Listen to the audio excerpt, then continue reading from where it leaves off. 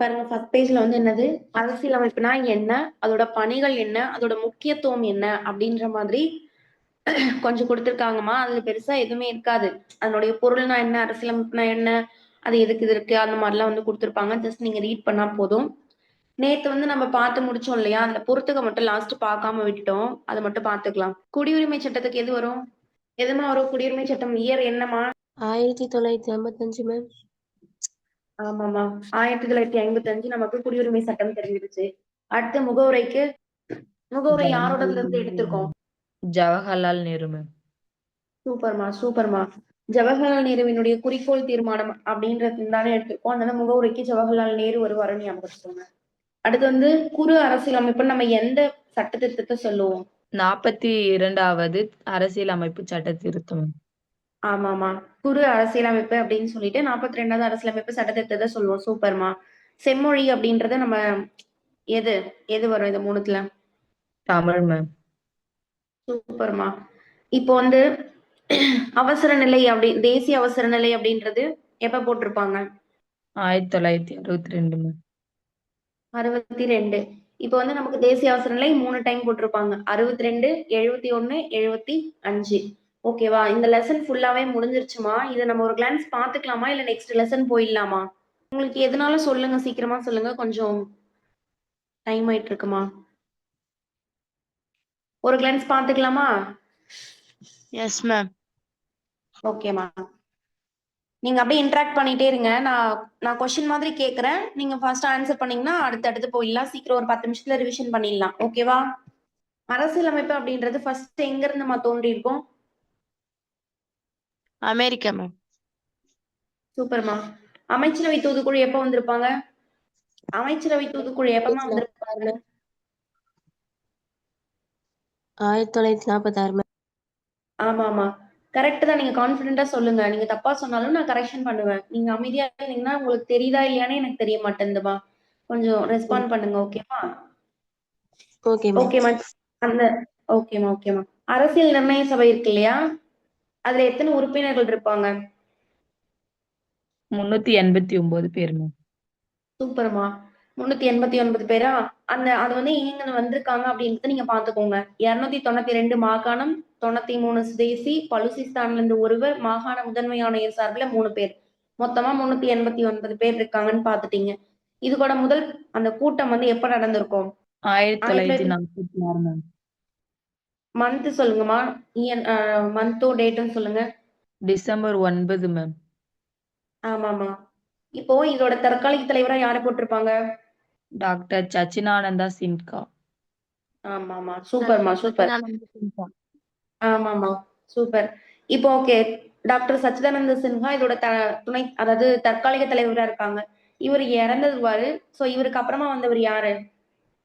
Rajendra Prasad doctor. சூப்பர்மா. இப்ப இந்த ராஜேந்திர பிரசாத்க்கு 2 துணை தலைவர்கள் போட்டிருப்பாங்க. அது யாரு? அச்சிச்சி முர்ஜி, விடி கிருஷ்ணசாமி. சூப்பர்மா சூப்பர். இப்போ வந்து இந்த கூட்டம் இருக்கு இல்லையா, இது எத்தனை நாட்கள் எத்தனை அமர்வுகளா நடந்துச்சு? 166 நாட்கள் 11 அமர்வுகளாக நடைபெற்றது. சூப்பர்மா. எத்தனை திருத்தங்கள் முன் வச்சாங்க? 2473 திருத்தங்கள் நடைபெற்றது மேம். ஆமா, 24, 73 திருத்தங்கள் வந்து என்ன பண்ணாங்கன்னா முன் வச்சாங்க. வரைவு குழுவின் தலைவர் யாருமா? Doctor B.R. அம்பேத்கர் மேம். ஆமா. இந்திய அரசியலமைப்பின் தந்தை யாரு?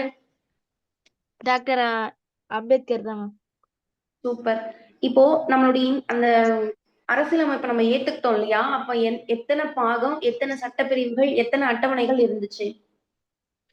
22 பாகங்கள், 395 சட்டப்பிரிவுகள் இருந்துச்சு மேம். 8 அட்டவணைகள் இருந்துச்சு மேம். சூப்பர்மா. இந்த 22 பாகம், 395 சட்டப்பிரிவு, 8 அட்டவணைய நம்ம என்னைக்கு ஏத்துக்கிட்டோம்? 1950 ஜனவரி 26ஆம் தேதி நம்ம ஏற்றுக்கொள்ளப்பட்டோம் மேம். அது வந்து நடைமுறைமா. நடைமுறைப்படுத்துறது வேற, ஏத்துக்கிறது வேற. அவங்க வந்து ஏத்துப்பாங்க. ஓகே நாங்க வச்சுக்கிறோம் அப்படின்னு சொல்லிட்டு ஏத்துக்கிட்டு இருப்பாங்க. ஆனா நம்ம கிட்ட எல்லாம் அதை அனௌன்ஸ் பண்ணாங்கன்னா இல்ல, அதை வந்து நடைமுறைப்படுத்தினா இன்னையில இருந்து நீங்க ஃபாலோ பண்ணுங்க அப்படின்ற மாதிரி நடைமுறை. ஏத்துக்கிறதுனா ஓகே நீங்க எழுதிருக்கிறதுலாம் நல்லா இருக்கு, நாங்க இதை ஏத்துக்கிறோம் அப்படின்றது. ஓகேவா? சோ ஏத்துக்கிட்டது எப்பன்னா 1949 நவம்பர் 26. அதுக்கப்புறம் 1950 ஜனவரி 26 அன்னைக்கு அது வந்து நடைமுறை வந்துச்சு. ஓகேவா? Okay ma'am. ஓகேடா. இப்ப பிரேம் பிஹாரி நரேந்திரஜிடா எந்த மொழியில இந்திய இத வந்து எழுதியிருப்பாரு? Italy ma'am. ஆமாண்டா, சூப்பர். ஓகேவா? இப்ப வந்து முகவுரைக்கு போயிடலாம். இந்த சிறப்பு பொருள்கள் வந்து சும்மா ரீட் பண்ணிக்கோங்க. முகவுரை அப்படின்றது வந்து நம்ம அதோடைய சிறப்பா பெருமதிப்புடன் நம்ம என்ன சொல்லுவோம் அத? முன்னுரை என்று சொல்லுவோம். அரசியலமைப்பின் திறவுகோல் மேம். திறவுகோல் மேம். ஆமா, சூப்பர். அரசியலமைப்பின் திறவுகோல் அப்படின்னு சொல்லியிருப்போமா? இத வந்து எந்த வருஷம், எந்த மாசம், எந்த டேட்ல அரசியல் நிர்ணய சபை வந்து ஏற்றுக்கொள்ளப்பட்டது? யாருடைய குறிக்கோள் தீர்மானம்? 1947 ஜனவரி 27ஆம் நாள் மேம். 22. Okay, super. யாரு குறிக்கோள் தீர்மானம்? ஜவஹர்லால் நேருவின் குறிக்கோள் ஜவஹர்லால் தீர்மானம். நேரு குறிக்கோள் தீர்மானம். ஓகேமா. இதை எத்தனை முறை திருத்திருக்காங்க முகவுரைய? ஒரு முறை மேம். எந்த வருஷம், எந்த சட்ட திருத்தம்? 1976 42வது 42வது அரசியலமைப்பு சட்ட திருத்தம். சூப்பர்மா, சூப்பர். இது ஓகேவா? இதுக்கப்புறம் அந்த ஒரு வாட்டி திருத்தினாங்க இல்லையா? அதுல என்னென்ன சொற்களை ஆட் பண்ணாங்க? சமதர்மம், சமதர்மம், சமய சமய சார்பின்மை, சார்பின்மை, ஒருமைப்பாடு போன்ற ஒருமைப்பாடு. 3 சொற்கள் சேர்க்கப்பட்டன மேம். ஆமா. இந்த முகவுரை வந்து எப்படி ஸ்டார்ட் ஆகுது? இந்திய அரசியலமைப்பின் முகவுரை மேம். இந்திய மக்களாகிய நாம் அப்படின்னு சொல்லிட்டு தான் அந்த முகவுரை வந்து தொடங்கும். ஓகேவாமா? ஓகே. Yes இந்த ma'am. முகவுரையில வந்து ஒரு ஆர்டர் கொடுத்திருப்பாங்க இல்லையா? இந்தியாவை வந்து என்னன்னு சொல்லியிருப்பாங்க? இறையாண்மை மிக்கவை, சமதர்மம், சமயச்சார்பு, சார்பற்ற ஜனநாயகம், குடியரசு. ஆமா. இறையாண்மை மிக்க சமதர்ம சமய சார்பற்ற ஜனநாயகம் சொல்லியிருப்பாங்க. Okay, super. இப்ப பிரெஞ்சு புரட்சி எப்ப நடந்துச்சு? இயர் சொல்லுங்க. 1789 மேம். ஓகே. அப்போ சுதந்திரம், சமத்துவம், சகோதரத்துவம் இந்த 3 வார்த்தைகள் வந்து என்ன பண்ணா முக்கிய முழக்கங்களா பிரெஞ்சு புரட்சியில இருந்திருக்கும். சோ அது வந்து அந்த டைம்ல முகவுரையில முக்கியத்துவம் பெற்றுச்சு அப்படின்னு சொல்லியிருப்பாங்க. ஓகேவா? அது ஞாபகம் வச்சுக்கோங்க. குடியுரிமை சட்டம் எப்போ? 1955 மேம். ஓகே. இந்த சிட்டிசன் அப்படின்னு சொல்றது சிவிஸ், அது எந்த மொழியில இருந்து வந்திருக்கு? லத்தீன் மொழி மேம். ஓகே. இதுக்கான மீனிங் என்ன? ஒரு நகர நகர அரசியல் அரசியல் வசிப்பவர் மேம். வசிப்பவர் மேம். சூப்பர்மா. இப்போ நமக்கு ஒற்றை குடியுரிமை நம்ம வழங்குறோம் நமக்கு தெரியும். சோ இது வந்து எந்த பாகம், எந்த சட்டப்பிரிவு? பகுதி 2 சட்டப்பிரிவு 5 5 11 வரைக்கும் மேம். ஆமா. பாகம் வந்து 2, ஆர்டிகிள் வந்து 5ல இருந்து 11 வரைக்கும். இது முடிஞ்சிச்சா? இது வரைக்கும் குடியுரிமை எத்தனை முறை திருத்தி இருக்கோம்? புக்ல 8ன்னு இருக்கும். நம்ம வந்து 9 முறை குடியுரிமை 9 முறை திருத்தியிருக்கோம் மேம். ஆமாமா, சூப்பர். அடுத்து வந்து குடியுரிமை பெறுதல், குடியுரிமை இழத்தல் அப்படின்னு 2 பார்த்திருப்போம். குடியுரிமை எத்தனை வகைகள்ல பெற முடியும்? 5 வகைகள பெற முடியும் மேம். சூப்பர்மா. பிறப்பு, வம்சாவழி, பதிவு, இயல்புரிமை, பிரதேச இணைவு. பிரதேச இணைவுனா 2 நாடு வந்து இணையிறது. இப்ப பாண்டிச்சேரி வந்து நம்ம கூட இணைஞ்சாங்க. சோ வந்து அவங்களுக்கு என்ன பண்ணோம்? அவங்களும் இப்ப நம்ம வந்து இந்திய குடிமகன் அப்படின்னு தான் சொல்றோம். அந்த மாதிரி ஆயிடுச்சு. சோ குடியுரிமை இழத்தல் அப்படின்னா எத்தனை வகைகளை நம்ம இழக்க முடியும்? 3 வகையில இழக்கலாம் மேம். 3. ஆமா. துறத்தல், முடிவுற செய்தல், இழத்தல். இந்த 3ம் நம்ம வந்து குடியுரிமை இழத்தலுக்கு பத்தி பார்த்திருந்தோம். ஓகே. இப்போ வந்து அடிப்படை உரிமைக்கு வந்துடலாம். அடிப்படை உரிமை வந்து பகுதி என்ன? ஆர்டிகிள் என்ன? பகுதி 3 3 12ல 12ல இருந்து இருந்து 35 35 ஆர்டிகல் மேம். சூப்பர்மா. இது வந்து அடிப்படை உரிமை பத்தி பேசுச்சா? நம்ம அடிப்படை உரிமை எதுல இருந்து எடுத்திருக்கோம்? எந்த நாட்டை பேஸ் பண்ணி நம்ம அடிப்படை உரிமையை எழுதியிருக்கோம்? இந்தியாவின் மகாசனம். America ma'am. அமெரிக்கா. அமெரிக்காவை பேஸ் அடிப்படை உரிமை அமெரிக்கா. ஞாபகம் வச்சுக்கோங்க. ஓகேவா? அடிப்படை உரிமைனா அமெரிக்கால இருந்து எடுத்திருக்கோம் அப்படின்னு ஞாபகம் வச்சுக்கோங்க. ஃபர்ஸ்ட் எத்தனை அடிப்படை உரிமை இருந்தது? இப்ப எத்தனை அடிப்படை உரிமை இருக்கு? ஃபர்ஸ்ட் 7 இருந்துச்சுங்க மேம். இப்போதைக்கு 6 தான் மேம் இருக்கு. ஆமா. ஃபர்ஸ்ட் 7 இப்போ 6 தான் இருக்கு. ஓகே. இப்ப இந்த பகுதி 3 இருக்கு இல்லையா? அத வந்து நம்ம என்னன்னு சொல்லுவோம்? இந்தியாவின் மகாசாசனம். மகாசாசனம். ஆமா. இந்தியாவின் மகா சாசனம் அப்படின்னு சொல்லிட்டு பகுதி 3 வந்து சொல்லுவோம். இப்போ ஓகே. இப்ப நம்ம வந்து 14, 15 இதுல இருந்து இது ரொம்ப ரொம்ப இம்பார்ட்டன்ட்மா. சமத்துவ உரிமை, சுதந்திர உரிமை, சுரண்டலுக்கு எதிரான உரிமை, சமய சார்பு உரிமை, கல்வி கலாச்சார உரிமை, அரசியலமைப்புக்கு உட்பட்டு தீர்வு காணும் உரிமை. இந்த 6 ஹெட்டிங். Excuse me. இந்த 6க்குள்ள சப் டாபிக்ஸ் இருக்கு இல்லையா? 14, 15, 16, 17, 18. அது என்னென்ன அப்படின்றத வந்து என்ன பண்ணிக்கணும்? நீங்க ரீட் பண்ணிக்கோங்க. ஓகேவா? Yes ma'am. அது ரொம்ப இம்பார்ட்டன்ட்மா. ஞாபகம் வச்சுக்கோங்க. ஏதாவது டவுட்னா அப்புறமா கேளுங்க. ஓகே. இப்போ வந்து என்ன அப்படின்னு பார்த்தோம்னா 12, 15ல இங்கிலாந்தின் மன்னர் இருப்பாங்கல்ல, அவர் பேர் என்னது? இங்கிலாந்தினுடைய மன்னர் 1215 இருக்கும்ல, அந்த இயர்ல மன்னனா இருந்தவர் யாரு? முதலாம் ஜான் சொல்லிட்டு ஒருத்தரை பார்த்தோம்லமா. ஓகே, 1215 இங்கிலாந்தின் மன்னன் முதலாம் ஜான் என்பவர் வெளியிட்ட உரிமைகள் பட்டயம் தான் மகா சாசனம் அப்படின்னு சொல்லுவாங்களா. இது அடிப்படை உரிமைகளுடன் தொடர்புடைய எழுதப்பட்ட முதல் ஆவணம் சொல்லுவாங்க. அப்ப நம்ம இதுல ஞாபகம் வச்சுக்க வேண்டியது 1215 இங்கிலாந்து மன்னர், அவர் பேரு முதலாம் ஜான். அவர் என்ன எழுதினாருன்னா உரிமைகள் பட்டயம் அப்படின்ற மாதிரி ஒரு மகா சாசனம் அப்படின்னு சொல்லிட்டு ஒண்ணு எழுதினாரு. இதுதான் அடிப்படை உரிமைகளோட தொடர்புடைய எழுதப்பட்ட முதல் ஆவணம் சொல்லி பார்த்திருக்கோம். சோ ஓகே, சட்டப்பிரிவு 32 அப்படின்னா இதுல வந்து நம்ம என்னது, எத்தனை பேராணைகள் வந்து உச்சநீதிமன்றமும் உயர் நீதிமன்றமும் வெளியிடுவாங்க? 5 வகையான பேராணைகளை வந்து 2 நீதிமன்றமும் என்ன பண்ணுவாங்கன்னா வெளியிடுவாங்க. ஆட்கொணர்வு நீதி பேராணை, கட்டளையுறுத்தும் தடையுறுத்தும் நீதி பேராணை, ஆவணக்கேற்பு, தகுதி முறை உணர்வு, அதுக்கப்புறம் வந்து இத எல்லாத்தையும் என்ன பண்ணுவாங்கன்னா அவங்க வெளியிடுவாங்க. ஓகேவா? அரசியலமைப்பின் பாதுகாவலன் யாருமா? Doctor B.R. அம்பேத்கர் மேம். அரசியல் அமைப்பின் பாதுகாவலன் அப்படின்னு சொன்னாங்கன்னா அது யாருன்னா உச்ச நீதிமன்றத்தை சொல்லுவாங்கம்மா. ஓகேவா? Yes ma'am. உச்ச நீதிமன்றம் தான் அரசியல் அமைப்பின் பாதுகாவலன் அப்படின்னு சொல்லுவாங்க. அம்பேத்கரினுடைய கூற்றுப்படி 32 அம்பேத்கர் என்னன்னு சொல்லியிருக்காரு? இதயம் மற்றும் ஆன்மா மேம். ஆமாமா, இதயம் மற்றும் ஆன்மா. ஓகேவா? இது முடிஞ்சிருச்சா? இப்ப என்னன்னா அந்த ஆட்கொணர்னா இங்கிலீஷ்ல என்ன, அந்த கட்டளை உத்தம்னா இங்கிலீஷ்ல என்ன அப்படின்ற மாதிரி சும்மா ஒரு ஷார்ட்கட் வச்சு பார்த்து முடிச்சிருக்கோம். இப்ப என்ன அப்படின்னா அடிப்படை உரிமைகளை நிறுத்தி வைக்கிறது. நம்ம ஆல்ரெடி பார்த்துட்டோம்ல. நம்ம இப்போ குடியரசுத் தலைவர் தான் நிறுத்த முடியும், அது தெரியும் நமக்கு. தேசிய அவசர நிலை வந்து நடைமுறையில் இருக்குன்னா அதுக்கான ஆர்டிகல் என்னமா? 356 மேம். 352. அது நீ சொன்னது மாநில அவசர நிலைமா? சூப்பர் தான். 356ன்றது இது என்னது 352 தேசிய அவசர நிலைன்னு சொல்லுவோம் இல்லையா? இது நடைமுறையில் இருக்கும்போது நமக்கு எது வந்து நிறுத்தப்பட்டிருக்கும்? எந்த சட்டப்பிரிவு? 2021. அது நிறுத்தவே முடியாது. நீங்க 19ன்றது பாருங்களேன். பேசுறது, கருத்து தெரிவிக்கிறது, அமைதியான முறையில கூட்டம் கூடுறது, சங்கங்கள் அமைக்கிறது, இந்த மாதிரி உரிமைகளை வந்து சொல்லியிருக்காங்க. அப்ப அது வந்து நிறுத்த முடியாது. கண்டிப்பா நிறுத்தி தானே ஆகணும். ஆல்ரெடி ஒரு சண்டை இருக்கும்போது நீங்க இன்னும் வேற யாராவது வந்து அவங்களோட கருத்து தெரிவிக்கிறேன்னு அவங்களோட ஒப்பீனியன் சொல்லும் போது இன்னும் அந்த சண்டை அதிகமாகிறதுக்கு வாய்ப்பு இருக்கு. சோ அதனால வந்து யாரும் எதுவும் பேசாதீங்கன்ற மாதிரி 19 ஆர்டிகல் ஆட்டோமேட்டிக்கா வந்துரும். 20, 21 பாருங்களேன். 20 வந்து என்னன்னா குற்றம் சாட்டப்பட்ட நபருக்கு உரிமை மற்றும் தண்டனையில இருந்து பாதுகாப்பு பெறணும் அவங்க. இப்ப அந்த டைம்ல நிறைய பேர் வந்து இவங்க தப்பு பண்ணிட்டாங்கன்னு சொல்லிட்டு புடிச்சு ஜெயில போட்டு அவங்கள கொன்னுட்டாங்கன்னா அது தப்பு இல்லையா? சோ அப்போ வந்து அவங்க மேல குற்றம் இருக்கு அப்படின்னா அவங்க வந்து உண்மையாவே தப்பு பண்ணாங்களா இல்லையான்னு விசாரிச்சு அவங்கள வந்து தண்டிக்கணும். அதுக்கான உரிமை வந்து அவங்க கிட்ட இருக்கு அப்படின்ற மாதிரி சொல்றாங்க. நான் தப்பு பண்ணலன்னு நிரூபிக்கலாம் அப்படின்ற மாதிரியான உரிமை வந்து அவங்க கிட்ட இருக்கு. பிளஸ் 21 பாருங்க, வாழ்க்கை மற்றும் தனிப்பட்ட சுதந்திரம். நம்ம என்னெல்லாம் பண்றோம்? நல்லா ட்ரெஸ் பண்ணிக்கிறோம், நல்லா எல்லாமே பண்ணிக்கிறோம்ல, சாப்பிடுறோம், சுத்தமான காத்து சுவாசிக்கிறோம், அந்த மாதிரி நிறைய இருக்குல்ல, தண்ணி நல்லா குடிக்கிறோம். இது எல்லாமே நம்ம உயிர் வாழறதுக்கு என்னெல்லாம் தேவையோ அதெல்லாம் வந்து யாராவது நீ இதெல்லாம் பண்ணக்கூடாது அப்படின்னு சொன்னாங்கன்னா அது நம்ம கேட்க வேண்டாம். ஏன்னா நமக்குன்னு ஒரு உரிமை இருக்கு அப்படின்ற மாதிரிதான் இது.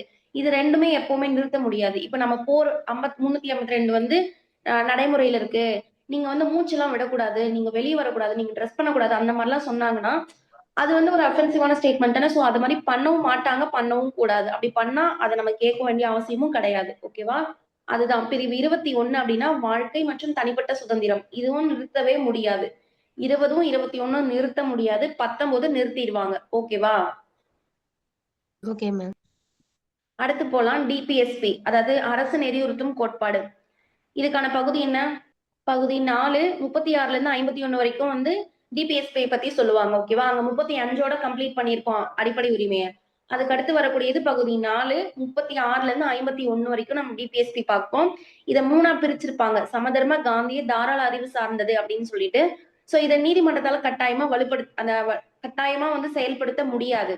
ஆனா இது ஒரு நாட்டை நிர்வகிக்கிறதுக்கு அவசியமானதுன்னு சொல்லியிருப்பாங்க. இந்த அம்பேத்கர் வந்து அதாவது டிபிஎஸ்பி இருக்கு இல்லையா, அதையுமே என்னன்னு சொல்லியிருப்பாருன்னா இது ஒரு புதுமையான சிறப்பம்சமா இருக்கே அப்படின்ற மாதிரி சொல்லியிருப்பாரு. இதயம் மற்றும் ஆன்மா அப்படின்னு அம்பேத்கர் சொன்னாருன்னா அது வந்து சட்டப்பிரிவு 32 மட்டும் சொல்லியிருப்பாரு. அதுவே வந்து புதுமையான சிறப்பம்சம் அப்படின்னு சொன்னாருன்னா அது டிபிஎஸ்பி அரசு நெறியுறுத்தும் கோட்பாடை வந்து சொல்லியிருப்பாரு. ஓகேவா? Okay ma'am. 2002ல வாஜ்பாய் இருக்காரு. அவர் வந்து வாஜ்பாயோட பீரியட் தான் 2002. அப்ப என்ன ஆயிருக்கும்னா 86வது அரசியலமைப்பு சட்ட திருத்தத்தின்படி 45 அப்படின்றது சட்டப்பிரிவு 45ன்றதை திருத்தி 21(7)(8 வந்து வச்சிருப்பாங்க. ஓகேவா? இது எதுக்கு அப்படின்னு பார்த்தோம்னா நம்மளுடைய அடிப்படை கல்வி வந்து சட்ட உரிமையா ஆக்கணும். அதாவது நீங்க கோர்ட்டுக்கு போயிட்டு உங்களுக்கு கிடைக்கலன்னா கேஸ் போட்டு வாங்கணுன்றதுக்காக தான் அதை வந்து பண்ணிருப்பாங்க. அப்ப அது வந்து டிபிஎஸ்பில இருந்திருக்கும். எது கல்வி. அதை எடுத்துட்டு வந்து அடிப்படை உரிமையில 21(7) வந்து வச்சிருக்காங்க. இதுதான் கண்டென்ட். ஓகேவா? 6 வயது வரைக்கும் இருக்கிற குழந்தைங்களுக்கு கண்டிப்பா கல்வி வழங்கணும் அப்படின்றது தான் இதுக்கூட மோட்டோ. இதுக்கப்புறம் அமெரிக்கா, அதாவது அடிப்படை உரிமையும் அரசு நெறியுறுத்தும் கோட்பாடு. இதுக்கான டிஃபரன்ஷியேட் பார்த்தோம் அப்படின்னா அடிப்படை உரிமையை அமெரிக்கால இருந்து எடுத்திருக்காங்க. இந்த அடிப்படை உரிமையை வந்து அரசாங்கத்தால் நிறுத்தவோ சுருக்கவோ நீக்கவோ முடியவே முடியாது. நீதிமன்றத்தால கண்டிப்பா செயல்படுத்த முடியும். ஆனா இது ஒரு சட்ட ஒப்புதலை வந்து பெற்றிருக்குது. இந்த உரிமைகள் நாட்டினுடைய அரசியல் ஜனநாயகத்தை வலுப்படுத்துதுன்னு பார்த்தோம். இவை இயற்கையான உரிமைகளாவே இருக்குது அப்படின்னு அடிப்படை உரிமையை பத்தி பார்த்திருக்கோமா 5-6 பாயிண்ட்.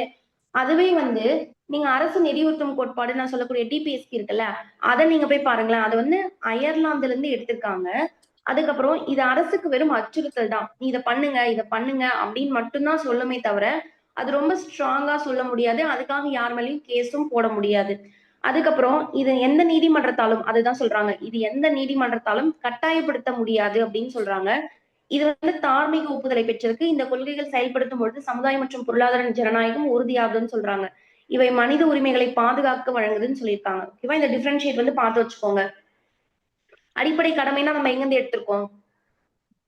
51A 51A 4A எந்த நாட்டுல இருந்து எடுத்திருக்கோம்?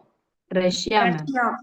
சூப்பர்மா. ரஷ்யால இருந்து எடுத்திருக்கோம். ஓகேவா? 1976ல காங்கிரஸ்ல இருந்து எந்த ஒரு கமிட்டியை வந்து அனுப்புவாங்க நீங்க போய் அடிப்படை கடமைகளை பத்தி போய் ஆராய்ஞ்சிட்டு வாங்க அப்படின்னு சொல்லிட்டு? சர்தார் சிங் மேம்.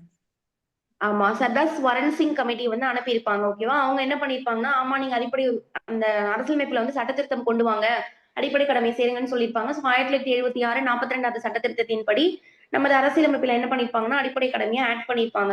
அது எதுல அப்படின்னா 4A 51A அப்படின்றதுல ஆட் பண்ணிருக்காங்க. இந்த 51Aல மொத்தம் எத்தனை இருக்குன்னு கேட்டாங்கன்னா 10 இருந்துச்சு. இப்ப 11 இருக்கு. ஓகேவா? அது என்னென்னு பார்த்து வச்சுக்கணுமா? ரொம்ப ரொம்ப இம்பார்ட்டன்ட். ஏபிசிடின்னு கொடுத்து இந்தான சைட் பொறுத்துக்கையில இதை கொடுத்து கேட்பாங்க. 51Aல ஸ்மால் ஏ என்ன, 51Aல ஸ்மால் பி என்ன அப்படின்ற மாதிரி கொஸ்டின் கேட்பாங்கம்மா. ஞாபகம் வச்சுக்கோங்க. மத்திய மாநில உறவுகள் அப்படின்னு சொல்லிட்டு நம்ம ஒண்ணு பார்த்தோம். அப்படின்னா என்ன? மத்திய மாநிலம் ரெண்டுமே கூட்டா சேர்ந்து நடைமுறை பண்ணிட்டு இருக்கிறதுனால நம்மளது கூட்டாட்சி அரசாங்கம் நம்ம ஆல்ரெடி பார்த்திருந்தோம். இதை வந்து இதுக்கும் தனித்தனியான என்ன பண்ணிருக்காங்கன்னா சட்டம், உனக்கு சட்டமன்ற உறவுகளா, உனக்கு கொஞ்சம் இவருக்கு கொஞ்சம், அந்த மாதிரி நிர்வாகத்துல கொஞ்சம் கொஞ்சம் உறவுகள் பிரிச்சு கொடுத்துருப்பாங்க. அதே மாதிரி நிதிக்கான உறவுகளும் 2 பேருக்குமே இருக்கும். சோ அது என்னென்ன அப்படின்னு தான் நம்ம வந்து ஃபர்ஸ்ட் பார்த்திருந்தோம். இந்த சட்டமன்ற உறவுகள், அதாவது இந்த 2 பேருக்கான அதிகார பத்திரிகை நம்ம வந்து 7வது அட்டவணையில பார்த்திருக்கோம். ஓகேவா? அட்டவணையே ஃபர்ஸ்ட் இங்கதான் ஸ்டார்ட் ஆயிருக்கும். 7வது அட்டவணை அப்படின்னா 2 பேருக்கும் இருக்கிற அந்த மத்திய மாநில அரசுகளுக்கு இடையான அதிகார பகிர்வினை பற்றி பேசுறதுதான் என்னதுன்னா 7வது அட்டவணை. ஓகேவா? இது வந்து 97, 66, 47 இந்த ஆர்டர்ல இருந்திருக்கும். மத்திய மாநில பொது. அதுக்கப்புறம் இப்ப 97ன்றது 100ஆ மாறி இருக்கும் மத்திய அரசு. மாநில அரசு வந்து 66ன்றது என்னவா மாறி இருக்கும்? 66 என்னவா மாறி இருக்கும்? 61 மாறி இருக்கும். சூப்பர்மா. 61 மாறி இருக்குமா? அதே மாதிரி அந்த 5 வந்து மீதி எங்க போயிருக்கும்னா பொதுத்துறைக்கு போயிருக்கும் நம்ம சொன்னோமா? அப்ப 47 என்னவா மாறி இருக்கும்? 52 52 மேம். ஆமாமா. சூப்பர்மா, சூப்பர். இப்போ வந்து 52ஆ மாறிடுச்சு. மத்திய அரசுக்கு சொந்தமான பட்டியல்ல சட்டம் இயற்றும் அதிகாரம் யாருக்கு இருக்கு? நாடாளுமன்றத்துக்கு இருக்கு. நாடாளுமன்றம். சூப்பர். நாடாளுமன்றத்துக்கு வந்து மத்திய அரசுல சட்டம் போடுவாங்க. மாநிலத்துக்குன்னா மாநில சட்டமன்றம் போடுவாங்க அப்படின்றத நம்ம பார்த்துட்டோம்.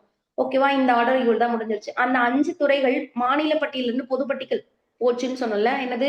நீங்க காட்டுக்கு போனீங்கன்னா அந்த விலங்குகள் மற்றும் பறவைகளினுடைய எடையும் அளவையும் தெரிஞ்சுக்கணும்னு ஆசைப்படுவீங்க. ஆனா அவங்க அலோவ் பண்ண மாட்டாங்க உங்களை.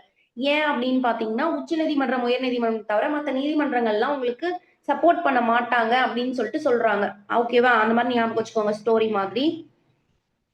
இப்போ வந்து பொதுத்துறை இருக்கு இல்லையா? அந்த 52 அந்த 52ல அந்த 52 துறைகள்ல இப்ப நான் வந்து நான் தான் மத்திய அரசு, நீங்க மாநில அரசுன்னு வச்சுக்கோங்க. நீங்க வந்து எனக்கு கல்வி வேணாம், ஏதோ ஒண்ணு சொல்றீங்க. ஆனா அது எனக்கு பிடிக்கல. நான் வந்து இல்ல அது இருக்கணும் அப்படின்னு சொன்னா யார் இதுல வந்து வின் பண்ணுவாங்க? யார் சொல்றது இறுதியா இருக்கும்? நீதிமன்றம். நான் கொஸ்டின் என்ன கேட்டேன்னா, இப்போ வந்து மத்திய அரசு மாநில அரசுன்னு 2 பேர் இருப்பாங்கம்மா. மத்திய அரசு வந்து ஒரு சட்டம் சொல்றாங்க. பொதுத்துறையில சொல்றேன் நான். பொதுத்துறையில மத்திய அரசு வந்து ஒண்ணு வேணும்னு சொல்றாங்க. ஆனா மாநில அரசு அது எங்களுக்கு பிடிக்கல, எங்களுக்கு வேணாம் அப்படின்னு சொல்றாங்க. இப்ப இந்த 2 பேர்ல யார் வின் பண்ணுவாங்க? யார் சொல்றது நடக்கும்? மத்திய அரசு மேம். மத்திய அரசு மேம். ஆமாமா. ஆமாமா. மத்திய அரசு சொல்றதா நடக்கும். பொதுத்துறையை பொறுத்தவரைக்கும் மத்திய அரசு தான் வந்து கொஞ்சம் ஸ்ட்ராங்கரா இருப்பாங்க. அதுக்கப்புறம் வந்து அததான் இந்த இடத்துல பார்த்தோம். இப்ப பொதுப்பட்டியல்ல வந்து உள்ள துறைகள் குறித்து சட்டம் இயற்றும் போது முரண்பாடு ஏற்பட்டால் மத்திய அரசு இயற்றும் சட்டமே இறுதியானது அப்படின்றத அங்க பார்த்திருப்போம்.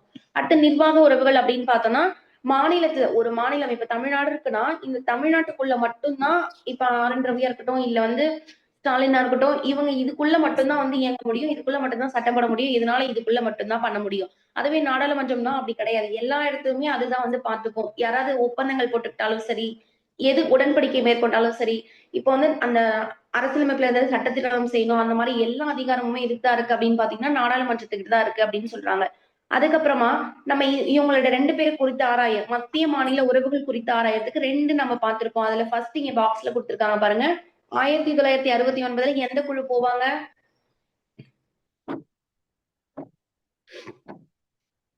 Doctor PV. ராஜமன்னார் குழு போவோம் மேம். ஆமாமா. தமிழக அரசால் அனுப்பக்கூடிய ராஜமன்னார் குழு. அது வந்து ஒரு மூவர் குழு அதுதான் அனுப்பியிருப்பாங்க. அது முடிஞ்சிருச்சா? இதுக்கப்புறம் பாருங்க நிதிக்கான உறவுகள். இதுக்கான பகுதி என்ன ஆர்டிகல் என்ன? பகுதி வந்து 12 சட்டப்பிரிவு சட்டப்பிரிவு 268 268 இருந்து 293 மேம். சூப்பர்மா சூப்பர். 268ல இருந்து 293 வரைக்கும் பார்த்தோமா? இப்போ Yes, இதுல வந்து நிதிக்குழு அப்படின்னு சொல்லிட்டு ஒண்ணு போடுவாங்க. அந்த நிதிக்குழு வந்து யார் போடுவாங்கன்னா குடியரசுத் தலைவர். அதுக்கான ஆர்டிகல் என்னன்னா 280 ஓகேவா? இப்ப நம்ம வந்து மத்திய மாநில அரசுகள் குறித்து ஆராயறதுக்கு முன்னாடி ராஜமன்னார் குழு 1969ன்னு பார்த்தோம். அது மட்டும் இல்லாம பின்னாடி வந்து பாருங்க காங்கிரஸ் அந்த இந்திரா காந்தி வந்து இருக்காங்க இல்லையா அவங்க வந்து என்ன பண்ணிருப்பாங்கன்னா 1983ல இவங்களும் ஒரு கமிட்டி அனுப்பியிருப்பாங்க. சர்க்காரியா குழு அப்படின்னு சொல்லிட்டு ஒரு குழுவை நியமிச்சு நீங்க போய் ஆரம்பிச்சுக்கோங்கன்னு சொல்லுவாங்க. அந்த குழு 24/7 அதாவது 247 பரிந்துரைகளை சொல்லியிருப்பாங்க. அதுல 180 பரிந்துரைகள் வந்து நடைமுறைப்படுத்தியிருப்பாங்க. அதுல ரொம்ப ரொம்ப முக்கியமான பரிந்துரை எது? அதை நடைமுறைப்படுத்தினாங்களா அது எந்த வருஷம் எது? 1990 மேம். மாநில குழு மத்திய அரசு. மாநிலங்களுக்கு இடையான குழு 1990 சூப்பர்மா. ஓகேவா? இது முடிஞ்சிருச்சு. அவ்வளவுதாம்மா. இப்ப அலுவலக மொழிகள் அப்படின்னு பாத்தீங்கன்னா பகுதி வந்து 17 ஆர்டிகல் என்னது? 343 மேம். 351 வரைக்கும் மேம். ஆமா 343ல இருந்து 351 வரைக்கும் சூப்பர்மா. இது வந்து 4 தலைப்பா பிரிச்சிருப்பாங்க. யூனியன் பிரதேச வட்டார மற்றும் அத நீதிமன்றம் அதுக்கப்புறம் சட்ட மற்றும் சிறப்பு வழிகாட்டு அப்படின்னு சொல்லிட்டு 4ஆ பிரிச்சு வச்சிருப்பாங்க. முதலாவது மொழிக்குழு எந்த வருஷம் போட்டாங்க? 1955ல போட்டிருப்பாங்க. அதுக்கப்புறம் அதனுடைய பரிந்துரை வந்து எப்ப அதோடைய அறிக்கையை வந்து அது எப்ப சமர்ப்பிச்சிருக்கோம் அப்படின்னு பாத்தீங்கன்னா அடுத்த வருஷமே 56ல சமர்ப்பிச்சிருவாங்க. அதை பொறுத்து அலுவலக மொழி சட்டம் அப்படின்றத எப்பமா போட்டாங்க? 1963 மேம். சூப்பர்மா சூப்பர் சூப்பர். 1963ல அலுவலக மொழி சட்டம் போட்டிருப்பாங்க. இதுல என்ன சொல்லியிருப்பாங்க? 15 வருஷத்தை தாண்டியும் ஆங்கிலமும் ஹிந்தியும் தொடரலாம் அப்படின்றத சொல்லியிருப்பாங்க. 1967ல அலுவலக மொழி திருத்த சட்டம் சொல்லியிருப்பாங்கல்ல அதுல வந்து என்ன சொல்லியிருப்பாங்க? என்னமா சொல்லியிருப்பாங்க? ஹிந்தி வந்து கொஞ்சம் அந்த 5 வருஷத்துக்கு முன்னாடிதான் 15 வருஷத்துக்கு முன்னாடிதான் யூஸ் பண்ணணும். அதுக்கு மேல வந்து யூஸ் பண்ணக்கூடாது. அத சொன்னாங்கன்னு தெரியல. ஆங்கிலம் வந்து கால வரையறையின்றி யூஸ் பண்ணிக்கலாம்னு சொல்லிட்டாங்கம்மா. ஆங்கிலம் இருக்கு இங்கிலீஷ் இருக்கு இல்லையா? அந்த 15 வருஷம் அந்த கண்டிஷன் இருந்ததுல அத வந்து 15 வருஷத்தை தாண்டின்னு தான் அப்பயே சொல்லியிருந்தாங்க. ஆனா இங்க வந்து அந்த 15 வருஷம் கூட மென்ஷனே பண்ணல. கால வரையறையின்றி அப்படின்னு எவ்வளவு நாள் வேணா இருக்கணுமோ அவ்வளவு இருந்துக்கலாம் அப்படின்னு இங்கிலீஷ்க்கு சொல்லியிருந்தாங்க. ஓகேவா? முடிஞ்சிருச்சு. இதுக்கப்புறம் 14 அரசியலமைப்பு அந்த ஃபர்ஸ்ட் ஸ்டார்ட் பண்ணும்போது 14 மொழிகள் இருந்துச்சு. 8வது அட்டவணை. அப்ப அலுவலக மொழிகள்னா எத்தனாவது அட்டவணைன்னு கேட்டாங்கன்னா 8வது அட்டவணைன்னு சொல்லணும். ஃபர்ஸ்ட் வந்து 14 மொழிகள் இருந்துச்சு. இப்ப எத்தனை மொழிகள் இருக்கு? 22 மொழி மேம். 22 மொழிகள் வந்து இருக்கு. சூப்பர்மா சூப்பர். இப்ப வந்து செம்மொழிகள் என்னென்னு பார்த்து வச்சுக்கோங்க. தமிழ், சமஸ்கிருதம், தெலுங்கு, கன்னடம், மலையாளம் இது வந்து நீங்க படிச்சுக்கணும். இப்ப புதுசா ஆட் பண்ண மீதி 5 மொழிகளையும் ஞாபகம் வச்சுக்கணும். இப்ப செம்மொழிகள் மொத்தம் எத்தனைன்னு கேட்டாங்கன்னா ஆல்ரெடி எத்தனை இருந்துச்சு? 6 இப்போ ஒரு 5 மொத்தமா 11 மொழிகள் இப்ப செம்மொழியா இருக்கு. ஓகேவா? Yes ma'am.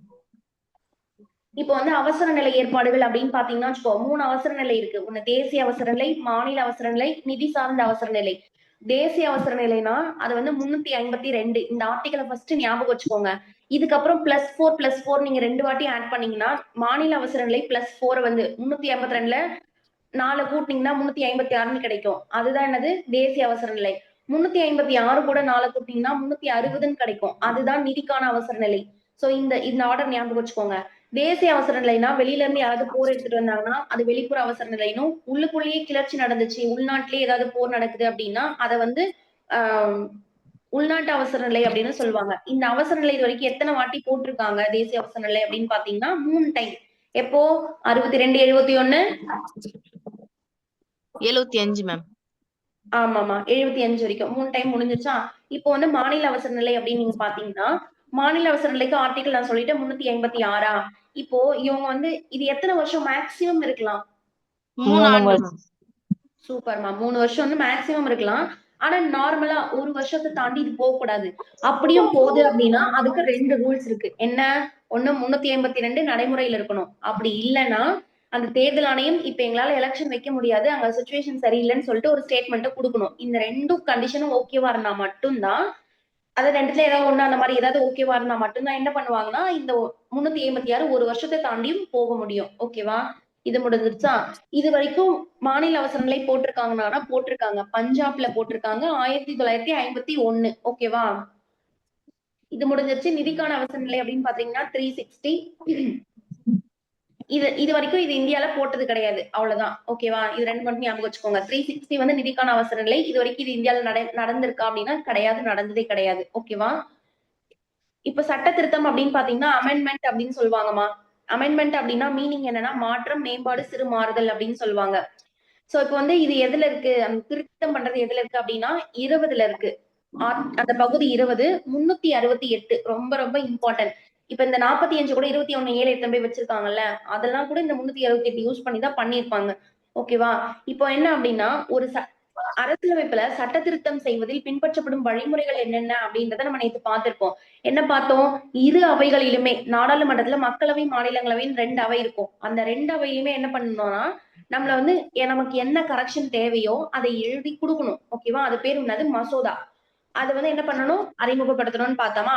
நாடாளுமன்றத்தினுடைய அவையிலும் ஒட்டுமொத்த உறுப்பினர்களின் பெரும்பான்மை உறுப்பினர்கள் மற்றும் அவைக்கு அதாவது ஒட்டுமொத்த உறுப்பினர்கள் நான் ஆல்ரெடி சொன்னேன். உங்க கிளாஸ்ல ஒரு 50 பேர் இருந்தாங்கன்னா அந்த ஒட்டுமொத்த உறுப்பினர்கள்ல பெரும்பான்மை வேணும். அப்ப என்னது? 50ல பாதி என்னது? 25. 25 பிளஸ் 1 26 பேர் வந்து ஒரு ஒண்ணுத்துக்கு வந்து வாக்களிக்கணும் அப்படின்ற மாதிரி. அதுக்கப்புறமா அவைக்கு வந்தவங்கல்ல உங்க கிளாஸ்க்கு இப்ப என்ன பண்ணிருக்காங்க? ஒரு 40 பேர் தான் கிளாஸ்க்கு வந்திருக்காங்க, 10 பேர் ஆப்சென்ட் ஆயிருக்காங்கன்னு வச்சுக்கோங்களேன். அந்த 40 பேர்ல 2/3 வந்து கொடுக்கணும். முக்காவாசிக்கு மேல வந்து என்ன பண்ணிருக்கணும்னா கை தூக்கணும். இந்த 2 ஒப்புதலும் ஆனதுக்கு அப்புறமா அந்த மசோதாவை குடியரசுத் தலைவருக்கு அனுப்புவாங்கன்னு சொன்னேன். அந்த குடியரசுத் தலைவர் சைன் பண்ணா மட்டும்தான் அது ஒரு சட்டமா மாறும். இல்லைன்னா அது ஒரு மசோதாவை தான் இருக்கும் அப்படின்னு பார்த்தோமா. நாடாளுமன்றத்தால மட்டும்தான் அரசியலமைப்புல சட்டத்திட்டத்தை கொண்டு வர முடியுமா? இது ஞாபகம் வச்சுக்கோங்க. அதுதான் முடிஞ்சிருச்சு. இப்ப இந்த 368 எப்படி எல்லாம் யூஸ் பண்ணுவாங்க அப்படின்னு பார்த்தோம்னா சாதாரண பெரும்பான்மை, சிறப்பு அறுதி பெரும்பான்மை, அடுத்து சிறப்பு அறுதி பெரும்பான்மை பிளஸ் பாதிக்கும் மேற்பட்ட மாநில சட்டமன்றங்களின் ஒப்புதலை பெறுவதன் மூலமா இது திருத்தலாம் அப்படின்னு சொல்லியிருக்காங்க. இது என்னன்னா சாதாரணம் அப்படின்றது வந்து என்னன்னா அவைக்கு வந்திருப்பாங்கல்லமா, அவங்கெல்லாம் அந்த 3/2 அந்த 2/3 வந்து கை தூக்குனாலே ஓகேவாயிடும். இதுல சிறப்பு அறுதி பெரும்பான்மை அப்படின்னா என்னன்னா ரெண்டுமே அதாவது இந்த 2மே பண்ணணும். எது? மொத்த உறுப்பினர்கள்ல பாதிக்கும் மேல சிறப்பு அறுதி அந்த அவைக்கு வந்தவங்கள்ல வந்து 2/3 பண்ணணும். அதுக்கப்புறம் இந்த கண்டிஷனை சாட்டிஸ்ஃபை பண்ணி சிறப்பு அறுதி பெரும்பான்மை பிளஸ் பாதிக்கும் மேற்பட்ட மாநிலங்கள் அப்படின்னா இருக்கிற மாநிலங்கள்ல எல்லாருக்கும் வந்து அந்த மசோதா அனுப்பி இது உங்களுக்கு ஓகேவான்ற மாதிரி கேட்டு அந்த மாநிலங்களும் ஒப்புதல் அளிக்கணும். ஓகேவா? புரிஞ்சுதா? Yes ma'am. அவ்வளவுதான்மா. இந்த அரசியலமைப்பு வந்து 42வது சட்டத்திருத்தம் சிறிய அரசியலமைப்புன்னு சொல்லுவாங்க. 2 குழு இங்க வந்து போட்டு வச்சிருப்பாங்க. அந்த அரசியலமைப்பு சீர்திருத்த குழுக்கள் அப்படின்னு சொல்லிட்டு 2 சொல்லுவாங்க. ஒண்ணு அரசியலமைப்பு எப்படி செயல்படுது, அதனுடைய செயல்பாடுகள் எப்படி இருக்கு அப்படின்னு தெரிஞ்சுக்கிறதுக்காக 2000ல வெங்கடாச்சலய்யா குழு வந்து வருவாங்க. அதே மாதிரி அரசின் பல்வேறு நிலைகளை குறித்து ஆராயறதுக்காக அந்த பூஞ்சி குழு அவங்க வந்து ஏப்ரல் 2007ல வந்து வருவாங்க. இது 2ம் ஞாபகம் வச்சுக்கோ. 2000ல ஒரு குழு வருவாங்க, 2007ல ஒரு குழு வராங்க. 2000ல வர்றது வெங்கடாச்சலய்யா, 2007 ஏப்ரல்ல வர்றது வந்து பூஞ்சி பூஞ்சி குழு. வெங்கடாச்சலய்யா குழு அரசமைப்பு செயல்பாடு குறித்து ஆராயறதுக்கு வருவாங்க. அதுவே பூஞ்சி குழுனா அரசின் பல்வேறு நிலைகள் குறித்து ஆராயறதுக்கு வருவாங்க. இது அவ்வளவுதான் முடிஞ்சிருச்சு இந்த லெசன். இதுல ஏதாவது உங்களுக்கு டவுட் இருக்கா? அது மட்டும் கேளுங்களேன் ப்ளீஸ். கொஞ்சம் சீக்கிரமா கேளுங்க. டவுட் இருக்காமா? இல்ல நம்ம அந்த அடுத்த லெசன் கண்டினியூ பண்ணலாமா? அடுத்த lesson போலாம் மேம். ஓகேம்மா, அவ்வளவுதான். அந்த லெசன் நல்லா படிச்சுக்கோங்க. நீங்க அதுதான் உங்களுக்கு வந்து பேசிக். நீங்க அத நல்லா தெளிவா படிச்சிட்டீங்கன்னா, இது வந்து ரொம்ப பெரிய லெசனா இருக்கும். இப்ப நம்ம பார்க்க போறது இங்க பாருங்க. இதுல இருந்து கிட்டத்தட்ட இங்க பாருங்க, நீங்க போயிட்டே இருக்கும். இது வரைக்கும் படிக்கணும். இதுல வர நான் கொஞ்சம் எக்ஸ்ட்ரா கண்டென்ட் சொல்லுவேனா, நீங்க அதனால இது என்ன பண்ணணும்னா, நீங்க அந்த ஃபர்ஸ்ட் லெசன் நல்லா படிச்சிட்டீங்கன்னா, உங்களுக்கு ரொம்ப ரொம்ப ஈஸியா இருக்கும். மோஸ்டான ஆர்டிகல் வந்து அதுல தான் குடுத்திருப்பாங்க. அதனால அதெல்லாம் தெளிவா படிச்சு வச்சுக்கோங்க. அதுக்கப்புறம் இந்த லெசனுக்கு வாங்க. இது கொஞ்சம் ஈஸியா தான் இருக்கும். ஓகேவா? இந்த பேரால வந்து எதுவுமே இல்லம்மா. சும்மா ரீட் பண்ணாலே போதும். இப்ப இந்த மதசார்பரசு அது வந்து பார்க்கலாம். ஓகேவா? மதசார்பரசை காணுமே. இதோ இங்க இருக்கு பாருங்க. மதசார்பரசு ஸ்டார்ட் பண்ணிக்கலாமா? அதுக்கு முன்னாடி இருக்கிறதுல நீங்க ஜஸ்ட் ஒரு வாட்டி ரீட் பண்ணுங்க. ஓகேவா? மதசார்பு அரசுனா நம்ம என்ன சொன்னோம்? மத சார்பு அரசு, மத சார்பற்ற அரசு. நம்ம ரெண்டுத்துல நம்ம எதுல இருக்கோம்? மத சார்பா, மத சார்பற்றவா? மது சார்பு மேம். நம்ம வந்து மத சார்பு அற்ற அரசு. நம்ம இப்போ நீ வந்து ஒரு ஹிந்துவா இருக்க, நான் ஒரு கிறிஸ்டினா இருக்கேன், இன்னொருத்தவங்க ஒரு முஸ்லீமா இருக்காங்கன்னு வச்சுக்கோ. எல்லாருமே சீக்கியர்கள் இருக்காங்க. எல்லாருமே நம்ம நாட்டுல வந்து இருக்காங்க. அப்ப அவங்களுக்குள்ள வந்து நான் ஹிந்துவை மட்டும்தான் வந்து பாத்துப்பேன், நான் கிறிஸ்டியனை மட்டும் தான் பாத்துப்பேன், நான் முஸ்லீம் மட்டும் தான் பாத்துப்பேன். இது ஏன்னா இந்த அரசே வந்து ஒரு முஸ்லீம் சார்ந்த அரசு அப்படின்னு சொன்னா, நம்ம உள்நாட்டிலேயே நிறைய கலவரங்கள் வரும், சண்டை வரும். அதெல்லாம் தவிர்க்கிறதுக்காக தான் நம்ம என்ன பண்ணிருக்கோம்? ஒரு மத சார்பற்ற அரசு. நிறைய மதத்தை சேர்ந்தவங்க நம்ம இந்தியாவுல வந்து வாழ்ந்துட்டு இருக்காங்க. ஓகேவா? அதனால நம்ம என்னது? ஒரு மத சார்பு அற்ற அரசு. புரிஞ்சுதா? மத சார்பு அப்படின்னா என்னன்னு பாத்தீங்கன்னா, அந்த கோட்பாட்டை வந்து பின்பற்ற மாட்டாங்க. நாங்க வந்து அப்படிலாம் கிடையாது. எங்களுக்குன்னு இப்ப நீங்க பாகிஸ்தான்லாம் போய் பாத்தீங்கன்னு வச்சுக்கோங்களேன், அவங்கலாம் வெறும் முஸ்லிம் மட்டும்தான். எங்களோட வந்து முஸ்லிம் அரசு தான். நாங்க மத சார்பு தான் பண்ணுவோம். எங்களுக்கு முஸ்லிம் தான் ஃபர்ஸ்ட். அப்புறம் தான் மத்தவங்க எல்லான்ற மாதிரி இருப்பாங்க. இப்ப அதுக்கான எக்ஸாம்பிள் தான் இங்க சொல்லி வச்சிருக்காங்க. மதசார்பு அரசுக்கு உதாரணங்கள் என்னன்னா, பாகிஸ்தானும் வாட்டிகன் அப்படின்ற ஒரு ஊரும். அதாவது இந்த 2 நகரங்களும் வந்து என்னது? மதசார்பு அரசுக்கான எக்ஸாம்பிள். ஓகேவாமா? இங்க பாருங்க. மதசார்பு அரசு என்பது ஒரு மதத்தினை அரச மதமாக கொண்டிருக்குமாமா. ஒரே ஒரு மதத்தை மட்டும் அரசு மதம், இதுதான் அரசு மதம் அப்படின்ற மாதிரி சொல்லிடுவாங்க. அந்த அரசின் உயர் பதவிகள் அனைத்துமே அரசு மதத்தை பின்பற்றுவோருக்கு மட்டும்தான் ஒதுக்கப்படும்.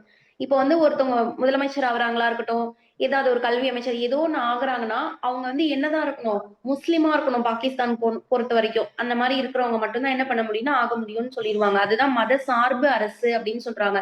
ஏதாவது ஒரு மதம் அரச மதம் இதுதான் அப்படின்னு சொல்லுவாங்க. அது மத சார்பு. மத சார்பு அற்றது அப்படின்னா எந்த மதமும் கிடையாது. எங்களுக்கு எல்லா மதமும் சம்மதம் தான்ற மாதிரி எந்த மதத்தையும் அரச மதமா சொல்ல மாட்டாங்க. அது மத சார்பு அற்ற அரசு. நம்ம மத சார்பு அற்ற அரசுல இருப்போம். அவ்வளவுதான். இப்போ உருவாக்கம் அப்படின்னு பாத்தீங்கன்னா வச்சுக்கோங்களேன், இதுல என்ன சொல்லியிருப்பாங்கன்னா, ஒரு அரசியலமைப்பு எவ்வாறு நடைமுறைக்கு வந்தது, அதை யாரு உருவாக்குனாங்க, அதனுடைய அமைப்புகளை வந்து என்ன அப்படின்றத மாதிரியான தகவல் தான் அரசியலமைப்பின் உருவாக்கம் அப்படின்றதுல சொல்லியிருப்பாங்களாமா. இது வந்து எங்க இப்போ அமெரிக்கால ஃபர்ஸ்ட் நம்ம வந்து அரசியலமைப்பு உருவாச்சுன்ற மாதிரி நம்ம பார்த்தோம்ல. அது ஏன் எப்படி அங்க வந்து வந்தது அப்படின்னு நீங்க பாத்தீங்கன்னா, இப்ப நம்ம அமெரிக்கால உருவாச்சுன்றத நம்ம 10த்லயே பார்த்துட்டோம். இப்ப அதை விட ஒரு எக்ஸ்ட்ரா கண்டென்ட் என்ன பாக்குறோம் அப்படின்னா, அமெரிக்க ஐக்கிய மாநிலங்களின் அந்த அரசின் அரசமைப்பு பங்கு தேசிய இயக்கம் வெற்றியடைந்ததை தொடர்ந்து ஸ்டார்ட் பண்ணாங்க அப்படின்றத வந்து சொல்றாங்க. அமெரிக்கால அரசியலமைப்பு எப்ப ஸ்டார்ட் பண்ணாங்க அப்படின்னா, அங்க தேசிய இயக்கம் அப்படின்னு ஒரு இயக்கம் இருந்திருக்கும். அந்த இயக்கம் வந்து வின் பண்ணிட்டாங்க. சோ அதுக்கப்புறமா அரசியலமைப்பு வந்து ஸ்டார்ட் பண்ணிருப்பாங்க. இது வந்து அரசமைப்பு நிர்ணய சபையால் உருவாக்கப்பட்ட ஒரு சட்டப்பூர்வமான அமைப்பு அப்படின்ற மாதிரி எல்லாம் சொல்லியிருப்பாங்க. ஓகேவா? இவ்வளவுதான். இதுல எதுவுமே இல்லமா. அரசியலமைப்பு உருவாக்கம் அப்படின்னா நமக்கு அமெரிக்கால உருவாச்சு நமக்கு தெரியும். அங்க ஏன் உருவாச்சு அப்படின்னா தேசிய இயக்கம் வெற்றி அடைந்ததை தொடர்ந்து உருவாச்சு அப்படின்னு சொல்லியிருக்காங்க. இவ்வளவுதான் இதுல. ஓகேவா? மத்ததெல்லாம் நீங்க சும்மா ரீட் பண்ணா போதும். அதுல கண்டென்ட் இருக்காது. அடுத்து பொது வாக்கெடுப்புன்னு சொல்றாங்க. இந்த உங்களுக்கு புரிஞ்சுதாமா? ஏதாவது இன்டராக்ட் பண்ணுங்க. புரிஞ்சுச்சா? Yes ma'am. பொது வாக்கெடுப்பு இருக்குன்னு வச்சுக்கோங்களேன். இது என்னன்னா, இப்போ வந்து நேரடி வாக்கெடுப்பு நடத்துவதுதான் பொது வாக்கெடுப்பு அப்படின்னு சொல்லுவாங்க. இப்போ வந்து ஒரு சட்டம் நடைமுறைப்படுத்தலாமா இல்ல வேணாமா அப்படின்றதுக்கு பொது வாக்கெடுப்பு வந்து விடுவாங்க. இப்ப நம்ம கிளாஸ்ல லீடர் செலக்ட் பண்றதுக்கு கை தூக்குவோம்ல, அந்த மாதிரின்னு வச்சுக்கோங்க.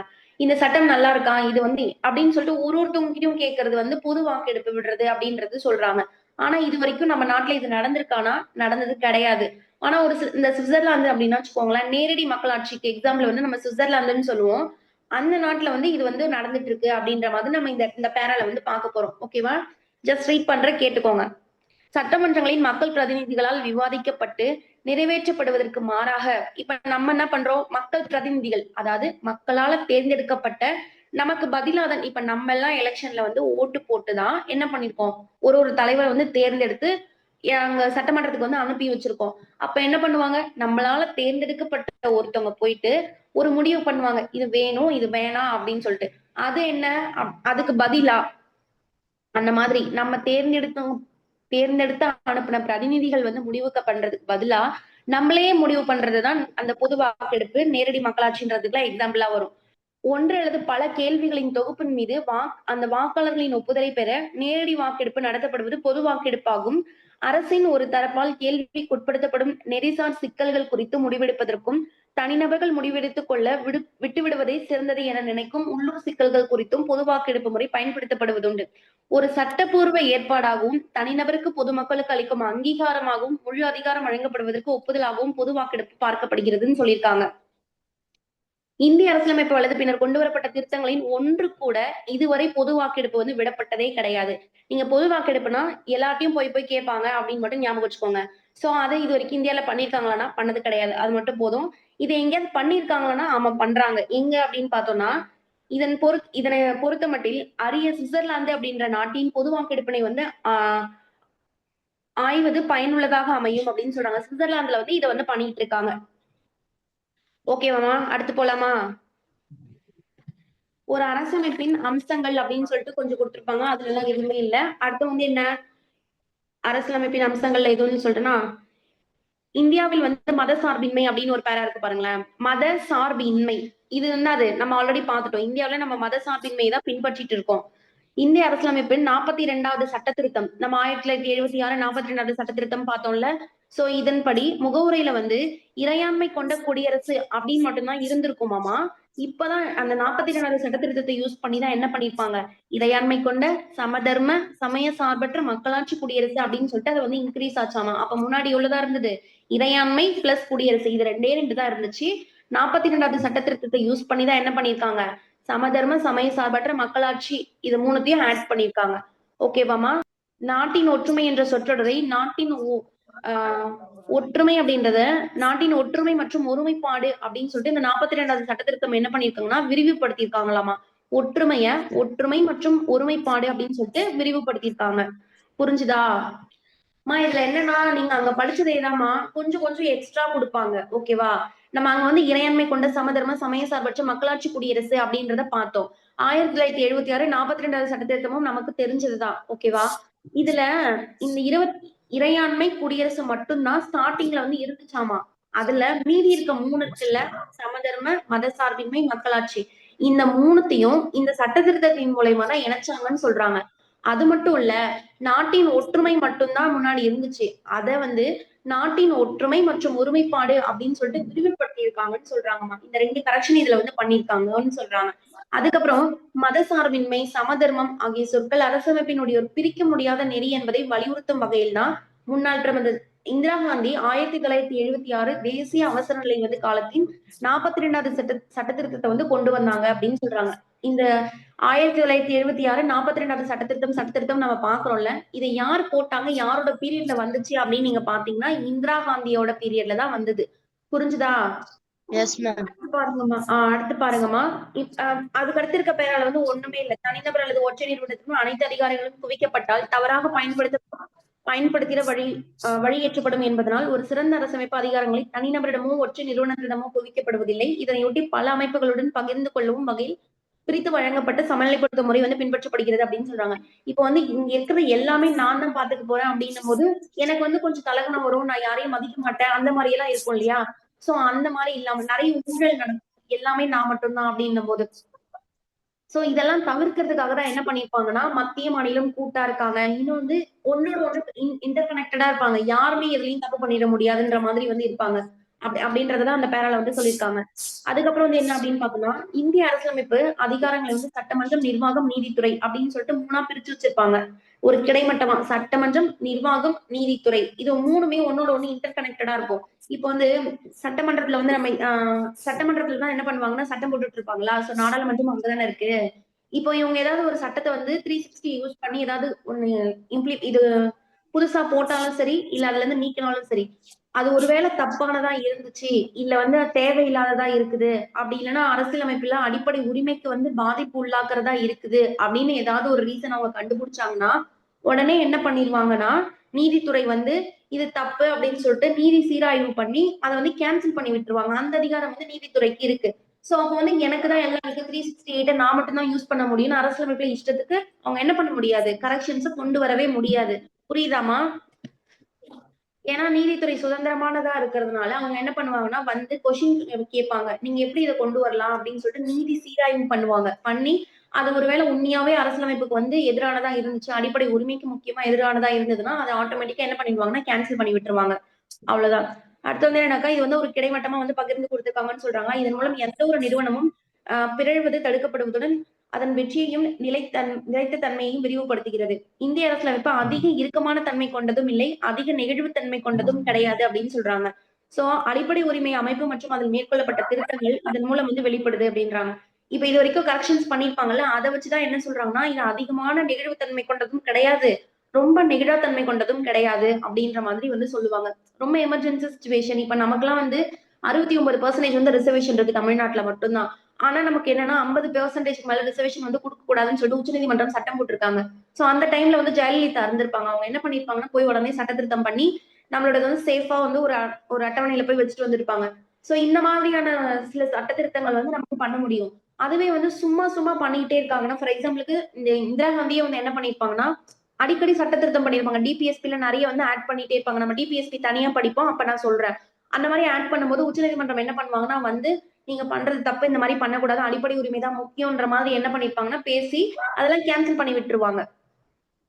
இதுதான் அதிக நெகிழ்வுத்தன்மை கொண்டதும் கிடையாது, நெகிழாத்தன்மை கொண்டதும் கிடையாது அப்படின்னு சொல்லிட்டு சொல்றாங்க. அடுத்து வந்து என்ன அப்படின்னு பார்த்தோம்னா, அரசியலமைப்பின் தயாரிப்பு பணிகள்.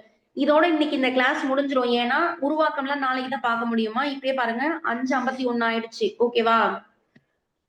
மீதி இருக்கிறத நாளைக்கு பாத்துக்கலாம். கண்டிப்பா நாளைக்கு வரும்போது நான் நிறைய கொஸ்டின் கேட்பேன். நீங்க நல்லா ரீட் பண்ணிட்டு தான் வரணும். இப்ப அடுத்து வந்து அரசியலமைப்பின் தயாரிப்பு பணிகள் இருக்குல்ல, நம்ம ஆல்ரெடி என்ன பார்த்தோம், அரசியல் அதாவது அமைச்சரவை தூதுக்குழு 46ல வருவாங்க. அவங்கதான் என்ன பண்ணுவாங்க, அரசியல் நிர்ணய சபையை உருவாக்குவாங்கன்னு பார்த்தோமா? ஓகேமா. இப்போ ஓகேமா. அரசியல் நிர்ணய சபையினுடைய முதல் கூட்டம் வந்து டிசம்பர் 9, 1946. இந்த கண்டென்ட் ஆல்ரெடி பார்த்த கண்டென்ட் தான். ஓகேவா? சோ பாகிஸ்தான் பிரிவினைக்கு பின்னர் மீதமுள்ள இந்தியாவுக்கான அரசியலமைப்பு நிர்ணய சபை ஆகஸ்ட் 14, 1947 மீண்டும் கூடியதுன்னு சொல்றாங்க. இப்போ வந்து 46ல போட்டிருக்காங்க. 47 சுதந்திரம் டைம் என்னாச்சு, இந்தியா பாகிஸ்தான் சொல்லிட்டு என்ன பண்ணிட்டாங்க, தனித்தனியா பிரிஞ்சுட்டாங்க. பிரிஞ்சதுக்கு அப்புறமா அரசியல் நிர்ணய சபை திரும்பியும் கூடியிருக்கும். அது எப்பன்னு கேட்டாங்கன்னா ஆகஸ்ட் 14, 1947. அடுத்து மாகாண சட்டமன்றங்களின் உறுப்பினர்கள் அந்த அரசமைப்பு நிர்ணய சபை உறுப்பினர்கள் மறைமுக வாக்கெடுப்பின் மூலமாக என்ன பண்ணுவாங்கன்னா தேர்ந்தெடுக்கப்படுவாங்க அப்படின்னு சொல்றாங்க. இப்ப நம்ம அங்க பாத்துட்டு வந்திருப்போம். மாகாணத்துல இருந்து அதுக்கப்புறம் என்னது பலுசிஸ்தானு, சுதேசி அரசுகள், மாகாண முதன்மை ஆணையர்கள் அப்படின்னு 4ஆ பார்த்திருக்கோம் இல்லையா? அதுல மாகாண சட்டமன்றங்களின் உறுப்பினர்கள் இருப்பாங்கல்ல, 292 பேர் மாகாணத்துல இருந்து வந்திருப்பாங்க இல்லையா? அவங்க அரசியலமைப்பு நிர்ணய சபை உறுப்பினர்களை மறைமுக வாக்கெடுப்பின் மூலமா தான் தேர்ந்தெடுத்திருப்பாங்க. ஓகேவாமா? நீங்க அங்க பேசிக்கா பாத்துட்டு வந்திருப்பீங்க. மாகாணம் அப்படின்னா 292 அந்த மாதிரி, பலுசிஸ்தான்லாம் இவ்ளோ, சுதேசினா இவ்ளோ அப்படின்னு நீங்க அங்கங்க பாத்துட்டு வந்தது.